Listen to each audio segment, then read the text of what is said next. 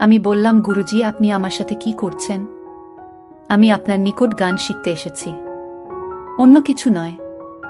গুরুজি বলল, গান তো তোমাকে শিখাবই, আর এই জন্যই তোমাকে একটু পরীক্ষা করে নিতে হবে, দেখি তুমি পারো কি না। আমি বললাম, গুরুজি, কি পরীক্ষা? গুরুজি বলল, আমার মনোরঞ্জন করা। আমাকে তুমি একটু খুশি করতে পারবা? আসলে তোমাকে আমার কাছ থেকে বাক্যি নিতে হবে, আর তার জন্য তোমাকে আমার সাথে একটি কাজটি করতে হবে। আমি বললাম, কি কাজ গুরুজি? গুরুজি বলল, মাত্র অনুষ্ঠান করে এসেছি, আমি খুব টায়ার্ড, আমি খুব ব্যথা অনুভব করছি, মনে হয় গাড়ির জাহারে, আমাকে একটু মেসেজ করে দাও। আমি বললাম, আচ্ছা ঠিক আছে। তারপর গুরুজি আমাকে এমন জায়গায় মেসেজ করতে বলল, সেখানে ধরতেই আমার মাথা গরম হয়ে গেল। আমি তখন ভয় পেয়ে যাই। একটু পরেই গুরুজি অন্য রকম আচরণ করা শুরু করল এবং আমাকে জোর করার চেষ্টা করল, যা শুনলে বন্ধুরা তোমাদের কলিজা লাফ দিয়ে উঠবে। তাহলে চলুন বন্ধুরা, গল্পটি শুরু করি। তবে গল্পটি শুরু করার পূর্বে তোমাদের নিকট আমার বিশেষ অনুরোধ, তোমরা অবশ্যই আমার চ্যানেলটি সাবস্ক্রাইব করে আমাকে সাপোর্ট করবা। হ্যালো বন্ধুরা, আমি রিমকি। আমার বর্তমান বয়স 25। তবে আমি আপনাদের সামনে আজকে যে গল্পটি বলবো সেটি আমার নিজের জীবনের গল্প। তবে গোপনীয়তার রক্ষার জন্য আমি আমার ছদ্ম নাম ব্যবহার করেছি। গল্পটি হলো, আমি যখন ক্লাস 9-এ পড়ি তখন আমার আনুমানিক বয়স হবে 15 থেকে 16। আমার বাবা একজন ছোটখাটো শিল্পী। বাবা মা দুজনেই বাউল গান খুব পছন্দ করত, আর আমার বাবা মারও স্বপ্ন আমি একজন নামকরা বাউল শিল্পী হই। আর আমারও ছোটবেলা থেকেই বাউল গান করার খুব শখ। আমি প্রতিনিয়তই বাউল গান করার চেষ্টা করতাম, আর মাঝে মাঝে বাবা মার সাথেও বাউল গানের অনুষ্ঠানে যেতাম। গানের শেষে দর্শকরা যখন হাত তালি দিত, তখন আমার খুব ভালো লাগত। মনের মাঝে তখন আরো বেশি প্রেরণা পেতাম শিল্পী হওয়ার। দর্শক মণ্ডলী, বুঝতেই পারছেন আমি আজকে যে ঘটনাটি বলছি সেটি আমার বয়স যখন 15-16। মাত্র আমার যুবতী বয়স শুরু হলো। দেখতেও খারাপ ছিলাম না। আমার চেহারা এত সুন্দর ছিল যে আমি সাজলে আমাকে পরীর মতো দেখা যেত, আর আমার গঠন গাঠনও ছিল দেখার মতো। বিশেষ করে পিছনটা এতই আকর্ষণীয় ছিল যে আমি যখন হাঁটতাম তখন আমার হাঁটার উঠা নামার শৈলীর দৃশ্যটা দেখে হাজারো পুরুষ তাদের রাতের ঘুম হারাম হয়ে যেত। আমার উঠতি বয়স তখন যে কোনো পুরুষ আমাকে দেখলেই আমার দিকে হা করে চেয়ে থাকত। বিশেষ করে আমার বিশেষগুলো ছিল অনেক আকর্ষণীয়। ছেলেরা আমাকে দেখলেই ইয়ার্কি মারত। আমি তাদের ইয়ার্কি পেয়ে অনেক মজা পেতাম। তখন তো আর এত কিছু বুঝতাম না। ছেলেদের ইয়ার্কি পেলে ভালোই লাগত। প্রতিদিন অনেক ছেলের প্রস্তাব পেতাম, কিন্তু মন দেওয়ার মতো কাউকে পেতাম না। মূলত আমি যে রকম ছেলে খুঁজতেছিলাম তেমন ছেলে পেতাম না। একদিন একটি ছেলে, আমি যখন স্কুল থেকে আসছিলাম তখন মোটর সাইকেলে করে আমার পিছু নিল। ছেলেটি দেখতে অনেক হ্যান্ডসাম, উচ্চতা 5 ফুট 7-8 ইঞ্চি হবে। একটু নির্জন জায়গায় গিয়ে মোটর সাইকেল থেকেই আমাকে বলে, হ্যালো সুন্দরী, লাভ ইউ, তুমি অনেক সুন্দর, তোমাকে আমার মনে ধরেছে। এই কথাটি বলেই চলে গেল। বাট আমি তাকে কিছুই বলতে পারলাম না। পরের দিন এই ছেলেটি আবার আমার পিছু নিল। মোটর সাইকেলে থেকেই আমাকে একটি ফুল আর একটি প্যাকেটে কতগুলো দামি দামি চকলেট দিয়ে কিছু না বলে লজ্জায় চলে গেল। আমিও তার এটি নিলাম। নিয়ে বাসায় গিয়ে দেখি চকলেটের প্যাকেটের ভিতর একটি কাজকে একটি মোবাইল নাম্বার দিয়ে রেখেছে। তার দেওয়া প্যাকেটের ভিতরে কাগজটির মধ্যে লেখা, যদি আমাকে আপন মনে করো তাহলে আমার রিকোয়েস্ট রইল আমাকে একটি ফোন দিবা। আমি তোমার ফোনের অপেক্ষায় রইলাম। পরের দিন আমি তার নাম্বারে কল দিতেই সে আমার ফোন পেয়ে আনন্দে আত্মাহারা হয়ে উঠল। এইভাবে তার সাথে আমার প্রতিদিন একটু একটু করে কথাবার্তা চলতে থাকে। আর অপরদিকে আবার বাবা মা আমাকে বলল, রিমকি, তুই আমাদের একমাত্র মেয়ে, তোকে নিয়ে আমাদের অনেক স্বপ্ন, তুই বড় হয়ে অনেক নামকরা শিল্পী হবে, তোকে নিয়ে আমাদের অনেক আশা। মা, তুই কি আমাদের আশা পূর্ণ করবে না? আমি বললাম, বাবা, তোমাদের আশা পূরণের জন্য আমি সবকিছু করতে প্রস্তুত, তোমরা বলো আমাকে কি করতে হবে।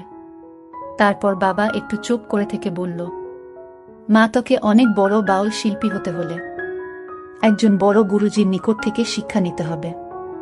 এখন আমরা চাচ্ছি দেশের নামকরা একজন বাউলের নিকট তোকে পাঠাতে। সে তোকে অনেক বড় শিল্পী বানাতে পারবে, আর তোর মেধাও একেবারে খারাপ না। এখন তুই কি বলছ মা? আমি বললাম, বাবা মা তোমরা যা করো তাতে আমার কোনো আপত্তি নাই। তোমরা যদি মনে করো যে বড় বাউল শিল্পীর নিকট থেকে আমাকে শিক্ষা গ্রহণ করতে হবে, তাহলে তাই করো। তারপর আমার বাবা বলল, ঠিক আছে মা, তাহলে আমরা তোকে অনেক নামকরা একজন বাউলের নিকট শিক্ষা গ্রহণ করার জন্য পাঠানোর ব্যবস্থা করছি। এদিকে ছেলেটির সাথে আমার প্রতিদিন কথা বলতে বলতে এক প্রকার প্রেমের সম্পর্কে গড়ে ওঠে। তারপর একদিন ছেলেটিকে আমি আমার সব কথা বললাম আমার জীবনের লক্ষ্যের কথা। আমি বললাম, আমি অনেক বড় বাউল শিল্পী হতে চাই, আর এ ব্যাপারে আমার যথেষ্ট অভিজ্ঞতাও আছে।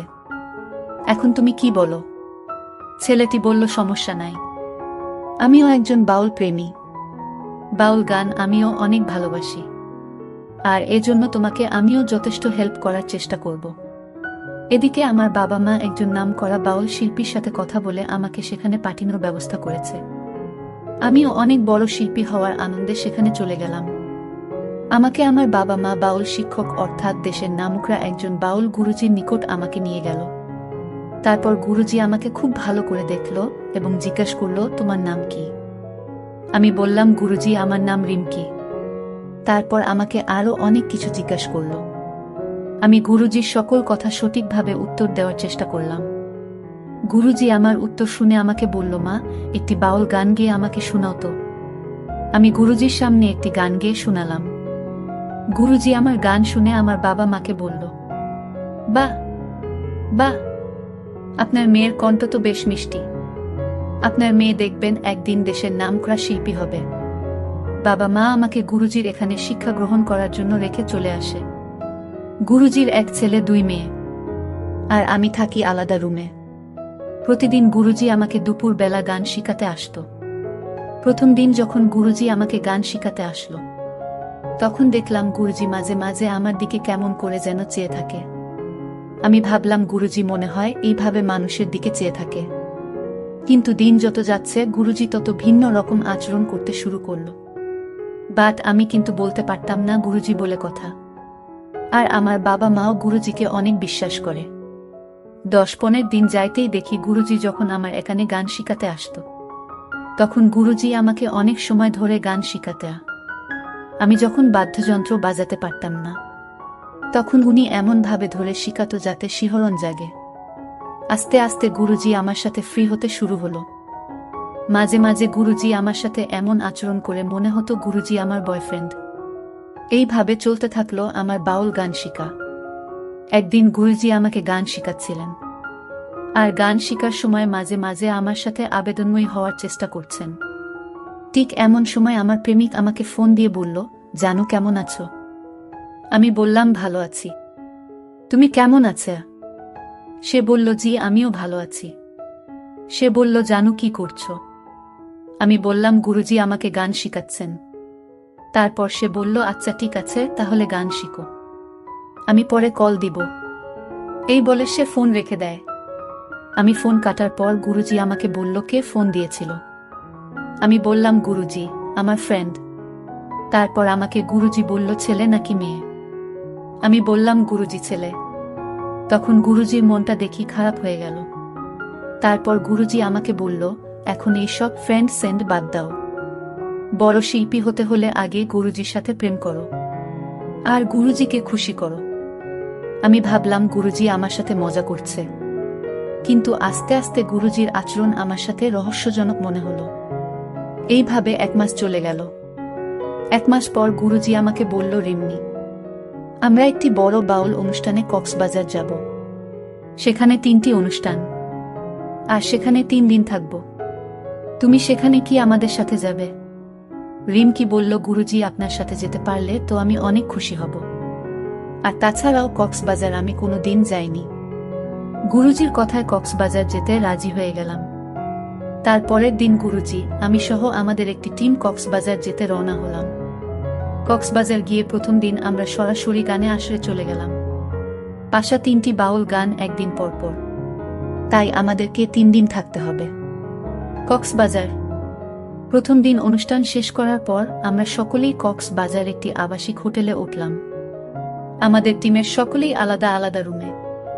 কিন্তু গুরুজি বলল, রিমকি, আমার শরীরটা বেশি ভালো না, তুমি আমার সাথে কিছুক্ষণ থাকো। আমি বললাম, গুরুজি ঠিক আছে। তারপর গুরুজি ফ্রেশ হয়ে আসলো, আমিও ফ্রেশ হয়ে আসলাম। গুরুজি আমাকে বলল, রিমকি, আমার মাথা খুব ব্যথা করছে, আমার চুলটি একটু টেনে দাও। আমি বললাম, ঠিক আছে গুরুজি, আমি টেনে দিচ্ছি। তারপর গুরুজি দেখলাম তার ব্যাগ থেকে একটা কিসের জানি তেল না মলমেই জিনিসটা, আমি ভালো করে চিনতে পারলাম না। আমাকে সেটা হাতে দিয়ে বলল, নাও, এটা আমার কপালে এবং পায়ে দিয়ে খুব ভালো করে মেসেজ করে দাও। গুরুজির কথা অমান্য করতে পারলাম না, যদিও আমার গুরুজির কথা খুব খারাপ লাগতেছিল। তারপরেও আমি অপারগ হয়ে তার কথা শুনতে হলো। আমি যখন গুরুজির পায়ে মেসেজ করছিলাম, তখন গুরুজি আমাকে বলল, রিমকি, আর একটু উপরে। আস্তে আস্তে গুরুজি আমাকে এমন জায়গায় মেসেজ দিলে বলল, সেখানে মেসেজ দেওয়ার পরেই আমি চমকে গেলাম। তারপর গুরুজি একটা ইলেকট্রনিক সিদ্ধি কলকি ধরালো এবং আমাকে এমন একটি জিনিস খেতে দিল। আমি বললাম, না গুরুজি, আমি খাবো না। তারপর গুরুজি বলল, এটা জার্মানি শরাব, খেলে অনেক মজা পাবে, হয়তো কোনোদিন তুমি এটা খাও নাই, একবার খেয়ে দেখো, অনেক টেস্ট। আমি গুরুজির কথায় এটা খেলাম। একটু পর দেখি আমার কেমন জানি করতেছে, কেন জানি বারবার কিছু পাওয়ার জন্য আমি পাগল হয়ে যাচ্ছি। কিছুক্ষণ পর দেখতে পেলাম গুরুজি আমার সাথে অন্যরকম আচরণ করতে শুরু করলো। আমি তো পুরাই অবাক হয়ে গেলাম, জীবনে কোনোদিন এমন পরিস্থিতির শিকার হই নাই, তাই আমার খুব ভয় ভয় লাগছিল। হঠাৎ দেখি গুরুজি এক ভিন্ন রকম কায়দায় আচরণ করতে শুরু করলো। গুরুজি তখন আর স্বাভাবিক ছিল না, কোনো কিছু পাওয়ার আশায় গুরুজি যেন পাগল হয়ে গেল। তখন আমি বললাম, গুরুজি, আপনি আমার সাথে কি করছেন? আমি আপনার নিকট গান শিখতে এসেছি, অন্য কিছু নয়। গুরুজি বলল, গান তো তোমাকে শিখাবই, আর এই জন্যেই তোমাকে একটু পরীক্ষা করে নিতে হবে, দেখি তুমি পারো কি না। আমি বললাম, গুরুজি, কি পরীক্ষা? গুরুজি বলল, আমার মনোরঞ্জন করা, আমাকে তুমি একটু খুশি করতে পারবা। আসলে তোমাকে আমার কাছ থেকে বাক্যি নিতে হবে, আর তার জন্য তোমাকে আমার সাথে একটি কাজটি করতে হবে। আমি বললাম, কি কাজ গুরুজি? গুরুজি বলল, মাত্র অনুষ্ঠান করে শেষ এসেছি, আমি খুব টায়ার্ড, আমি খুব ব্যথা অনুভব করছি, মনে হয় গাড়ির জাহারে, আমাকে একটু মেসেজ করে দাও। আমি বললাম, আচ্ছা ঠিক আছে। তারপর গুরুজি আমাকে এমন জায়গায় মেসেজ করতে বলল, সেখানে ধরতেই আমার মাথা গরম হয়ে গেল। আমি তখন ভয় পেয়ে যাই। একটু পরেই গুরুজি অন্য রকম আচরণ করা শুরু করল এবং আমাকে জোর করার চেষ্টা করল। আমি কোনোভাবেই রাজি হচ্ছিলাম। তারপর সে আমাকে এমন কৌশল অ্যাপ্লাই করতে লাগল। আস্তে আস্তে আমিও তার প্রতি দুর্বল হতে লাগলাম, কেমন জানি একটু একটু করে ভালো লাগতে শুরু করল। কিন্তু গুরুজি তো আমার চাইতে প্রায় 25 বছরের বড়, আর বিশেষ করে গুরুজির বিশেষটাও তো অনেক ধারালো। আর এদিকে আমি জীবনে কারো সাথে এমনটা করিনি। এক পর্যায়ে যখন গুরুজি প্রথম আমার সাথে এমন করল, আমার কাছে মনে হলো আমার উপর আসমানটা ভেঙে পড়ল। অনেক ভয়ানক একটা রাত ছিল আমার জন্য। গুরুজি সিদ্দিক খাইয়া লইছে, তাই এত শক্তি। এইভাবে প্রায় 2 ঘন্টা বিনোদন করার পর গুরুজি ঘুমিয়ে পড়ল। পরের দিন সকালে আমি অসুস্থ হয়ে পড়লাম। আমি বললাম, গুরুজি, আমি বাড়ি চলে যাব, আমার খুব খারাপ করছে। তারপর গুরুজি আমাকে গাড়িতে তুলে দিল। আমি বাড়ি চলে আসলাম। বাড়িতে আসতেই বাবা মা আমাকে ডেকে ডাক্তার আনলো। এরপর প্রায় 1 মাস চিকিৎসার পর আমি সুস্থ হলাম। 1 মাস পর আমার প্রেমিকের সাথে আমার কথা। আমি বললাম, তুমি আমার সাথে একটু দেখা করতে পারবা? সে বলল, অবশ্যই পারবে। তারপর তার সাথে আমি দেখা করি এবং তাকে বলি, আকাশ, তুমি কি আমায় ভালোবাসো? সে বলল, অবশ্যই। তারপর আমি বললাম, তাহলে চলো আজকেই তোমাকে বিয়ে করব। সে বলল, ওকে। তারপর আমি তাকে বিয়ে করে ফেলি। জীবন থেকে বাউল শিল্পী হওয়ার স্বপ্ন চিরদিনের জন্য মুছে ফেলি। এখন আমি খুব সুখেই আছি আমার স্বামী সংসার নিয়ে।